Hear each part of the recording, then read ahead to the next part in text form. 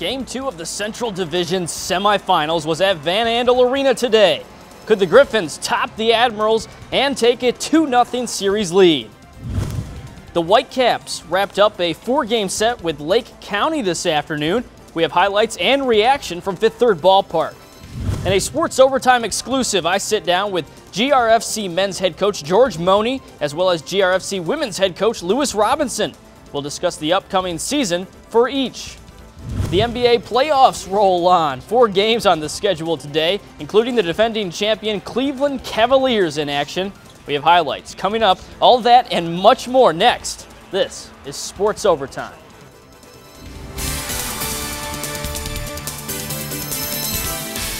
Welcome to Sports Overtime. I'm Zach Sapanik.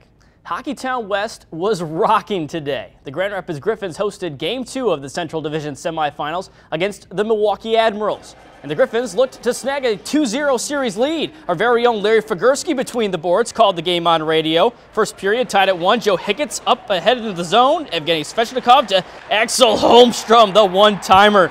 And then things got chippy.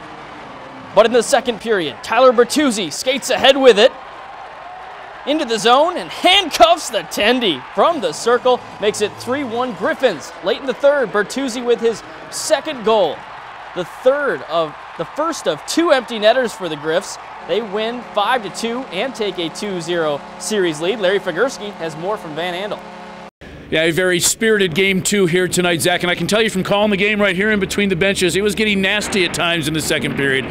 But cooler heads prevailed, and the Griffins found a way to complete the home sweep, meaning in worst-case scenario, if the series goes the full 5 games, it will be decided here in Grand Rapids. And the Griffins player told us afterwards they know this thing is far from over.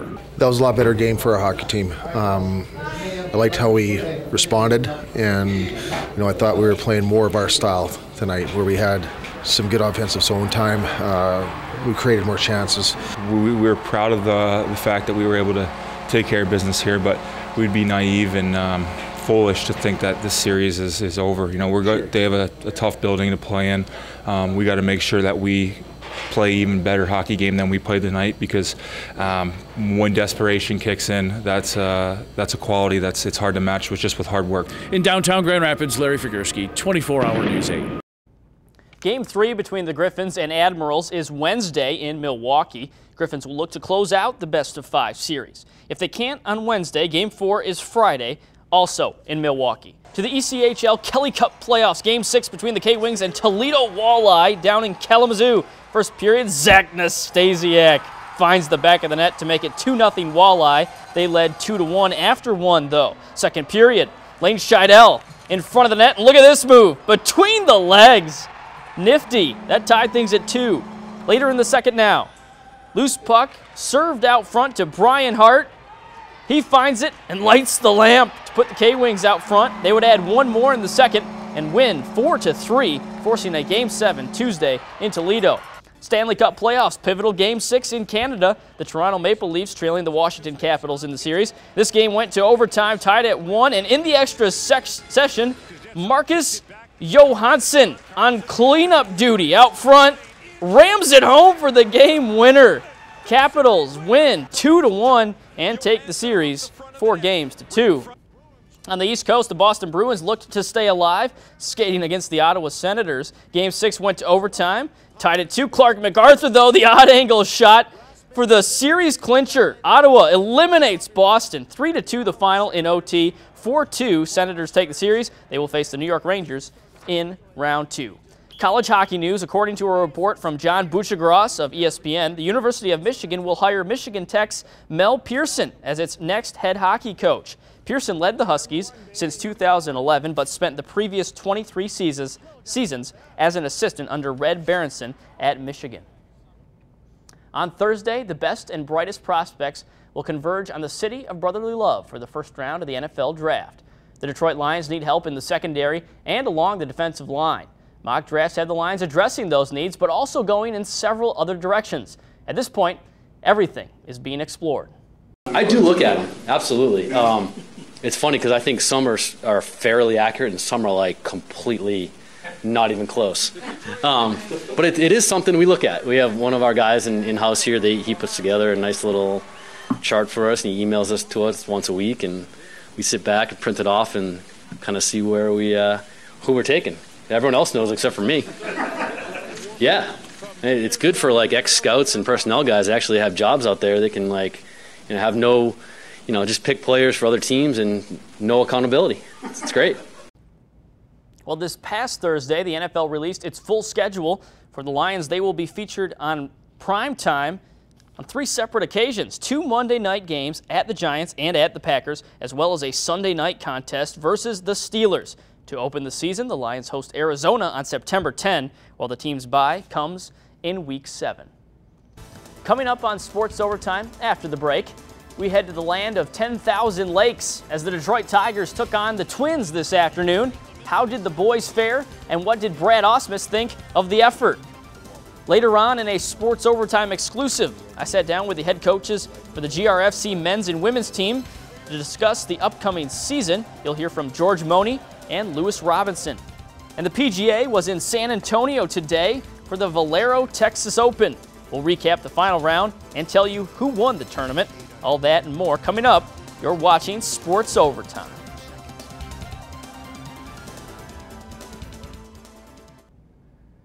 Up in Minnesota this afternoon, the Twins and Detroit Tigers did battle in the rubber match of their series. Compared to Saturday's action, though, today's contest was relatively quiet. We'll head over to Target Field for the Tigers and Twins. Big day for some new faces in the Detroit lineup. Top 2, down 1 zip, Alex Avila. High drive to right and gone. 2-run blast put the Tigers out front. Top 3, Jim Adducci, one of those new faces. At the dish, goes down the third baseline. Fair ball. Double and 2 RBI to make it 4-1. Adducci had 3 hits. Then top 9, already up 10-4, but looking for insurance because, well, you never know what the bullpen will do. John Hicks, a 3-run blast to ensure no damage is done in the bottom of the 9th. He had 3 hits and 5 RBI in the game. Tigers offense rolls in a 13-4 win at Target Field. Michael Former pitched outstanding. We had some guys that a couple days ago were in AAA, got some big hits in Hicks and Adducci. I thought Victor Martinez swung the bat very well. National League, Chicago Cubs in Cincinnati taking on the Reds. Top 4, 2-0 Reds, but Anthony Rizzo, find the sweet spot, young man. 2-run blast tied the game. Bottom of the inning, same score. Scott Schebler deposits a single into center. 1 run crosses the plate, and the Reds were back out on top. Then the big hit came in the bottom of the 6th. Bases loaded. Patrick Kivlahan shoots one to left deep in the alley, clears the bases to put Cincy out front 6-2. Cubs could not recover from that as the Reds get the victory, 7-5 the final. West Michigan Whitecaps and Lake County Captains, final matchup of their 4-game set. Austin Sodders took the hill for the Whitecaps. He was brilliant. 5 innings, 3 hits allowed, and 9 of those, babies, 9 strikeouts. The offense had his back as well. Bottom 4, Jacob Robson there rips a solo shot over the wall in right. Caps on the board first. Then bottom 6, Whitecaps broke out. Cam Gibson just fair down the first baseline. Will Savage crosses home plate as Gibson would cruise in with a triple. Same inning, Josh Lester shot to center. RBI single for him, made it 5-zip Whitecaps. West Michigan holds on 5-2 behind a strong outing from Sodders and 9 total hits. 4-run inning was huge. It was nice to almost sit back and breathe just a little bit. Really every pitch we've thrown all the entire year has been a stressful pitch. We weren't putting up great ones in the beginning of the season, the first few games there, and we're just trying to be consistent every day and come to the field and be the best version of ourselves that we can be. On the track, Monstar, this isn't Space Jam, Monster Energy NASCAR Cup Series, Food City 500 at Bristol. Postponed to Monday due to rain. They will race tomorrow afternoon at 1 p.m. Eastern Time. You can catch the action on Fox. And when things get underway, Kyle Larson will be on the pole. To the Links PGA Tour at TPC San Antonio this weekend. Final round of the Valero Texas Open. That's Kevin Chappell on 10. Sticks it next to the cup. He entered the day with a 1-shot lead, and he would tap in the birdie there to go to 11 under. Then on 18, Brooks Koepka. He needs a birdie to tie the lead. Look at this near-perfect approach shot. Sits right next to the hole. That's an easy birdie for Koepka to come even with Chappell. But on this Sunday, Chappell, looking for his first tour victory in 180 career starts, steps up, drains the birdie for the win. He becomes the 7th first-time winner on the tour this season. Next on Sports Overtime, an exclusive interview with the head coaches for the GRFC men's and women's teams. I chat with George Money and Lewis Robinson about expectations for the upcoming year. Don't go anywhere.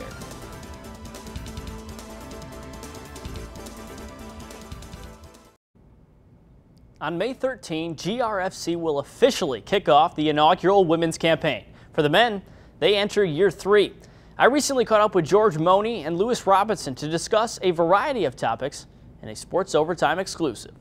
George, 3rd year upon us for the GRFC men's team.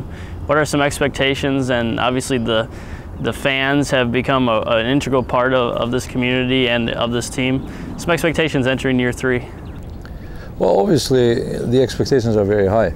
You know, from day one, when we started, we set up goals and expectations for the team, judging the amount of talent that we have and the amount of support that we have as a team. And we're focused and concentrated in reaching our goals and bettering our game on a daily basis. Now, Lewis, first year for the women's team. Same kind of question. What's some expectations you guys have entering year 1 of the GRFC women's franchise?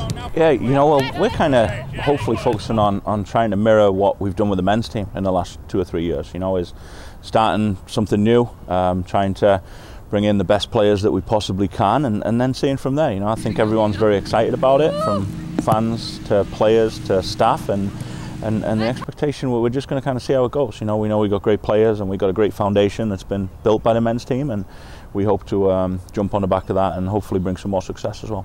Now, a lot of college kids, we talked about that earlier, a lot of college kids make up both of your squads. May 1st has been the deadline, is when guys and girls are coming back to rejoin the team, kind of get in shape, get ready for the season. What's the excitement level to have the college kids back and getting ready for game action?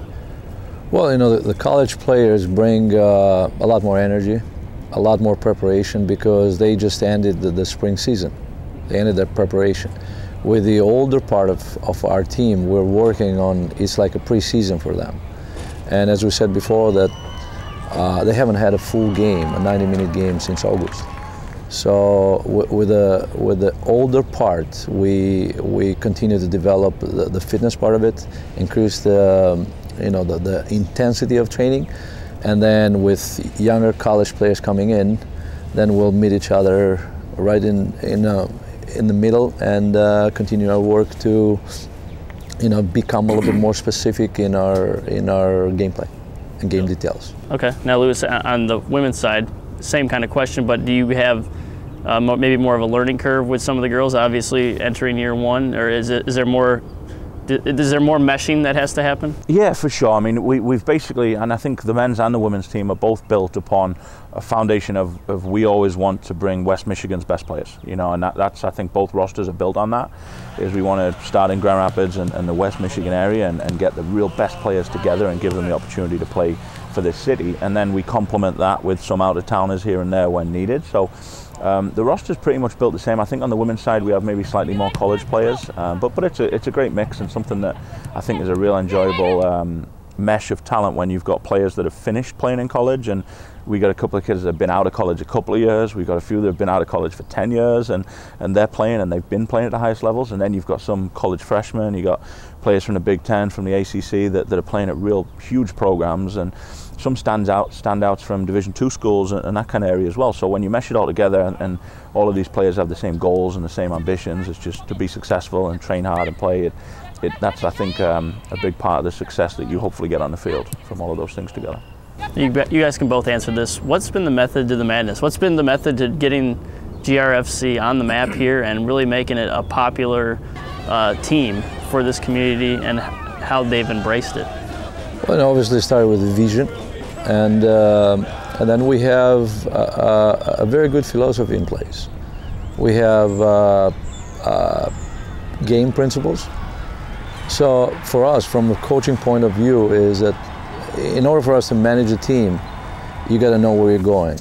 So we have a strategy, we have a philosophy that we follow, and then you know, the management part is making every player believe in what we're doing and guiding them toward achieving success. Yeah, I think the same, and I think to touch on what we just said, I think we've got those principles about, and I think Grand Rapids itself is a very proud city and something that everybody wants to be a part of, and there's some fantastic people here, as you've seen from the men's games and what we've done the last couple of years. Is the following is huge. I mean, I think people are very excited about the game, and there's no, I don't think there's much secret to it. People like to win, you know, they like to succeed, they like to see a winning product on the field, and the men's team and George and all the guys involved there have done a fantastic job. We have a great ownership group that help us and give us everything that we need, which helps a lot. But I think that the winning and putting the best product on the field is always the key to continued success for us.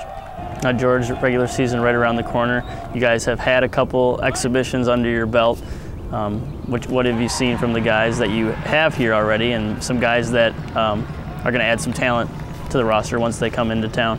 Well, right now, you know, we are very optimistic, and we base that optimism on the training ground. You know, I've been very happy, and we both have been very happy with the intensity of training, with lack of injuries. We haven't had any injuries so far, so the training quality will guide us into success, because it's a translation from training into the field. And then, as we said, bring a lot of talented players from colleges and mixing them up will make us even stronger starting the season. It's still a work in progress, and like I said, you know, we're building the intensity of training. We're going more into soccer-specific exercises with a purpose to develop tactical you know, strategies. But we're very excited because, as Louis said, we are showcasing a lot of talent from West Michigan. We're bringing a few outsiders, but the majority of the team is our own product, and we're very proud of it. Louis, in May here, right around May 13th, the inaugural game for the women's team right here at Granville High School. Yeah, you know, we're a couple of weeks behind on the men's schedule. Like we started with the men last week. The women's team will start. We have an inter-squad scrimmage that will start May 6th. I believe that's Saturday night. So that'll be the first time we really get the whole squad together. We've got most of our college players finish up in college that week, May 5th. So we're looking forward to getting everyone together then. We have a scrimmage, and then we'll kick off the next Saturday in a first league game, which obviously with it being our first game and a new league coming to the Midwest, we don't really know what to expect. I mean, we're just going to focus on doing the best that we can do and being the best that we can be by then in the next couple of weeks, and hopefully it'll take care of itself then. Coming up, we conclude Sports Overtime by taking a look at the NBA playoffs. 4 games highlighted the action today, and we'll recap all of them. Stick with us. This is Sports Overtime.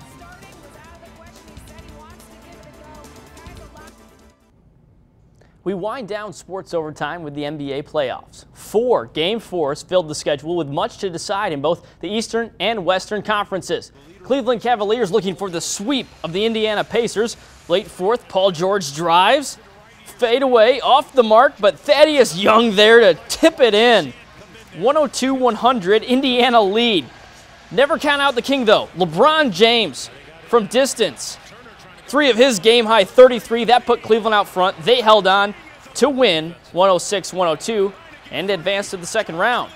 To the Plains, Houston Rockets at the Oklahoma City Thunder. Rockets trailed by as much as 14 in the third, but Lou Williams drives, hangs, and hits the old-fashioned three-point play with the foul. That gave Houston an 82-79 lead early in the fourth. Under 30 seconds to play, Steven Adams purposefully misses the free throw. Russell Westbrook then, 3 of his game-high 35. Thunder down 1. Westbrook also had 14 rebounds and assists apiece, but down the stretch, Nene was clutch. 2 of his team-high 28, plus the foul. He propelled the Rockets to a 113-109 win and commanding 3-1 series lead. In the Windy City, the Bulls welcomed the top seed Boston Celtics to town. Third quarter, Jimmy Butler pretty crossover, and an even better finish at the rim. Bulls within 1 after trailing by 20 in the second. But the Celtics didn't want to give the game away. Marcus Smart, offensive rebound. Al Horford from downtown. He goes Bang! Double-digit Boston lead at that point. Then late fourth, Isaiah Thomas, the little man with the nasty crossover, finish at the rim, 2 of his game-high 33. Celtics even the series at 2 games with a 104-95 victory. To the Mountain Region, Utah Jazz and Los Angeles Clippers tipping off in Salt Lake City. Late second quarter, Joe Ingles off the screen feeds Rudy Gobert, the pretty finger roll finish. He had 15. The Jazz took a 3-point lead into half. Then to the fourth, Chris Paul takes it up the court and then turns on the Jets all the way to the rack. Easy layup. He led the Clippers with 27. They were up 6. But late in the game, Jazz down 1. Give the ball to Joe Johnson. He works, hits the fadeaway to put Utah up front by 1. They would stay there, tying the series at 2. Johnson a game-high 28 in a 105-98 home victory. Well, we are down to the final seconds of sports overtime. So on behalf of the entire production crew, I'm Zach Sapanik. Thanks for staying up late with us. We'll see you next week. Victor had another solid season last year with 27 home runs. This is his 7th year in a Tigers uniform. Runners hold and a ground ball back up the middle into center, a base hit. Kinsler rounding third, and he will come around to score. It's an RBI single for Victor Martinez, 3-1.